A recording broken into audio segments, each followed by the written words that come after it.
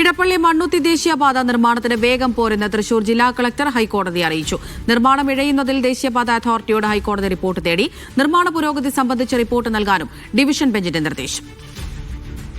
Ahmed Mojtaba വിവരങ്ങൾ നൽകും. Mojtaba, എന്താണ് കോടതിയുടെ നിർദ്ദേശം?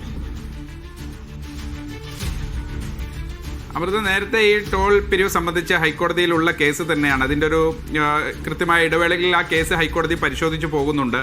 ഇന്ന് നിലവിൽ ഈ മണ്ഡല മകരവിളക്ക് സീസൺ ഉൾപ്പെടെ പ്രമാണിച്ച് അതിലൂടെ കടന്നു പോകുന്ന വാഹനങ്ങളുടെ എണ്ണം കൂടുതലാണ്. അതുകൂടി അതിന് പ്രത്യേകമായി വളണ്ടിയർമാരെ നിയോഗിച്ച കാര്യം കഴിഞ്ഞതിന് ശേഷമാണ് മറ്റു കാര്യങ്ങളെ സംബന്ധിച്ച് ജില്ലാ കളക്ടർ ഇന്ന് ഓൺലൈനിൽ ഹാജരായിരുന്നു. അദ്ദേഹം പറഞ്ഞത്, നിലവിൽ ഈ നിർമ്മാണ പ്രവർത്തനങ്ങൾക്ക് സെപ്റ്റംബർ 2024 തുടങ്ങിയ നിർമ്മാണ പ്രവൃത്തികളാണ്.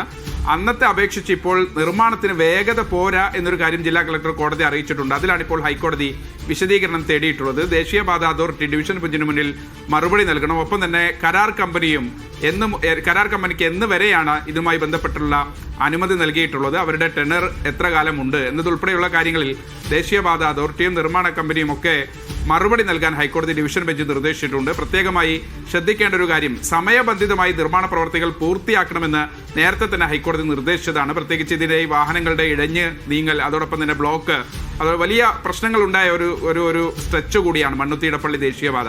അവിടെ വാഹനങ്ങൾ ഗതാഗത കുരുക്ക് രൂക്ഷമാകുന്ന ഒരു സാഹചര്യം, വാഹനങ്ങൾ കെട്ടിക്കിടക്കുന്ന ഒരു സാഹചര്യം, ഇതൊക്കെ നിരവധി തവണ ഹൈക്കോടതിയുടെ വിമർശനത്തിനിടയാക്കുക ഒരു സാഹചര്യം കൂടിയുണ്ട്. അതായത് ഇന്ന് ഈ കേസ് പരിഗണിച്ചപ്പോഴാണ് വളരെ അടിയന്തരമായി തന്നെ ഇതുമായി ബന്ധപ്പെട്ട് ഈ നിർമ്മാണം ഇഴഞ്ഞു നീങ്ങുന്നത് സംബന്ധിച്ചൊരു റിപ്പോർട്ട് നൽകാൻ ഹൈക്കോടതി ഡിവിഷൻ ബെഞ്ച് നിർദ്ദേശിച്ചിരിക്കുന്നത്. അമൃത, ശരി.